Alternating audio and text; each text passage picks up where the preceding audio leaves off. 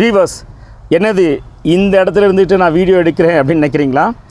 ஒவ்வொரு பிரச்சனையும் அந்தந்த இடத்துல இருந்து நம்ம சொன்னால் பெட்டராக புரியுங்கிறதுக்காக தான் நான் இந்த இடத்துல சொல்லிட்டுருக்கேன். இந்த வண்டியில் கஸ்டமரோட கம்ப்ளைண்ட்டு டீசல் டேங்க்கில் அளவு எவ்வளோ இருக்குங்கிறது சரியாக கேஜ் காட்ட மாட்டேங்குது. அதான் கஸ்டமரோட கம்ப்ளைண்ட்டு. இதில் என்ன பிரச்சனை வரும் அப்படின்னா, சில நேரம் இதில் மால் ஃபங்க்ஷன் பண்ணுது. சில நேரம் டேங்க்கில் டீசலோட அளவு இருக்கிறதா சொல்லி காட்டும், ஆனால் ப்ராக்டிக்கலாக இதில் இருக்காது.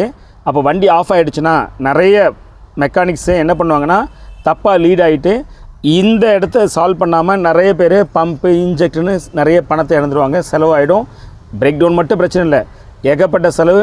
அதனோட ஒரிஜினாலிட்டி பார்ட்ஸுமே நிறைய டிஸ்டர்ப் ஆகிறதுக்குலாம் வாய்ப்பு உண்டு. அவ்வளோ சீரியஸான ப்ராப்ளமாக இதை எடுத்துமே விட்டுட்டோம். சரியா? இந்த வண்டி வந்து செகண்ட் கார் தான். சரியா? செகண்ட் கார் வாங்கும் போது இந்த மாதிரி நிறைய சேலஞ்சஸ்லாம் இருக்கும், நிறைய விஷயங்கள் இதெல்லாம் நீங்கள் புரிஞ்சு வச்சிங்க. இதில் என்னென்னா, இதில் ஒரு 2 ஸ்டெம் இருக்கும்.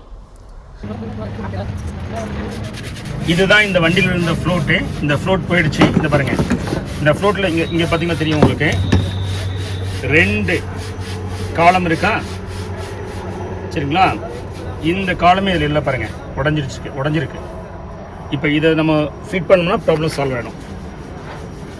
அது 2 ஸ்டெம்முமே ஒன்று கம்ப்ளீட்டாக உடஞ்சிது, ஒன்று பார்ஷலாக உடஞ்சிருந்தது. அதனால தான் என்ன ஆகுது, மால் ஃபங்க்ஷன் பண்ணி காமிச்சிது. இப்போ இதை நம்ம மாற்றிட்டு வேறு நம்ம புதுசு ஹுண்டாய் எடுத்தே வாங்கிட்டு வந்து போட்டோம்.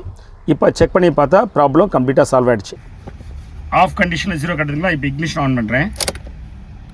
ஆன் பண்ணிட்டேன். இங்கே பாருங்கள், ஆஃப் லெவல் கட்டு கரெக்டாக.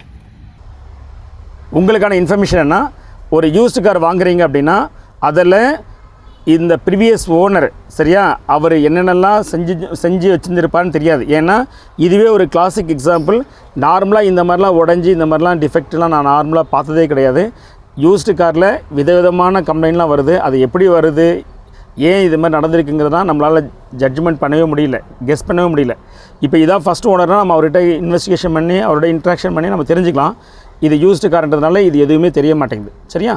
அதனால் யூஸ்டு கார் வாங்கும் போது நிறைய சேலஞ்சஸ் இருக்கலாம். அந்த சேலஞ்சஸ்லாம் நீங்கள் ஓவர் கம் பண்ணுறதுக்கு வில்லிங்காக இருந்தால் மட்டும் செகண்ட் கார் வாங்குறது அட்வைசபிள். நம்ம சேனலை இன்னும் நீங்கள் சப்ஸ்கிரைப் பண்ணாமல் இருக்கீங்கன்னா ப்ளீஸ் சப்ஸ்கிரைப். தேங்க்யூ.